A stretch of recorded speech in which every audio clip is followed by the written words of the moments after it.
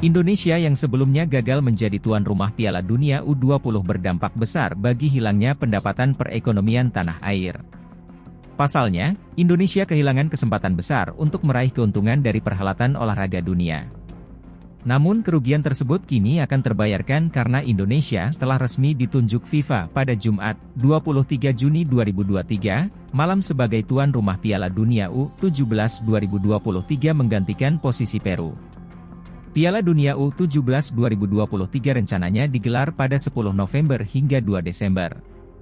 Dengan begitu, Indonesia berpotensi memperoleh cuan besar yang hilang dari batalnya Piala U20 akan tergantikan saat menyelenggarakan Piala Dunia U17.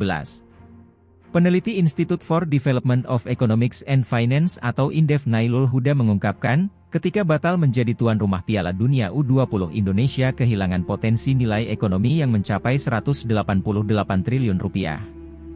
Dia menjelaskan, perhitungan tersebut berasal dari potensi pengeluaran secara langsung yang mencapai 110 triliun rupiah untuk biaya akomodasi penginapan hotel, transportasi hingga makanan dan minuman, serta biaya tidak langsung yang mencapai 78 triliun rupiah.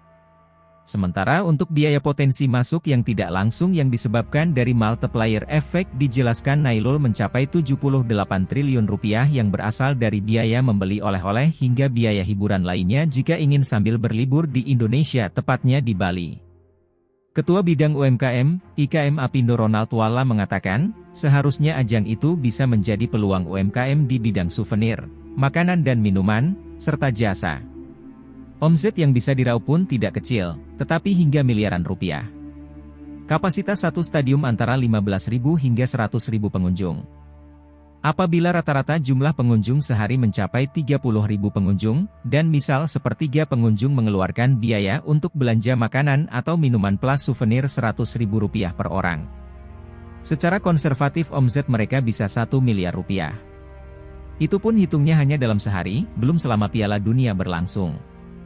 Sementara itu Direktur Eksekutif KOR Indonesia Muhammad Faisal mengatakan, berkaca pada penyelenggaraan Piala Dunia U20 di Korea pada 2017, nilai manfaat yang bisa dihasilkan mencapai di atas 50 triliun rupiah. Oleh karenanya, dia memperkirakan, dengan adanya pembatalan acara olahraga tingkat dunia ini, Indonesia telah kehilangan potensi manfaat hingga 100 triliun rupiah ke perekonomian. Bisa puluhan triliunan rupiah. Dampak ekonomi secara lebih luas bahkan bisa di atas 100 triliun rupiah, ujarnya. Sektor-sektor bisnis yang akan paling terdampak dari pembatalan ini, yaitu pariwisata, transportasi, bisnis makanan, minuman, restoran, akomodasi, pakaian, dan aksesoris. Halo, selamat berjumpa dengan saya Anika, pembaca berita podcastnews.id. Saksikan terus konten-konten menarik dari kami.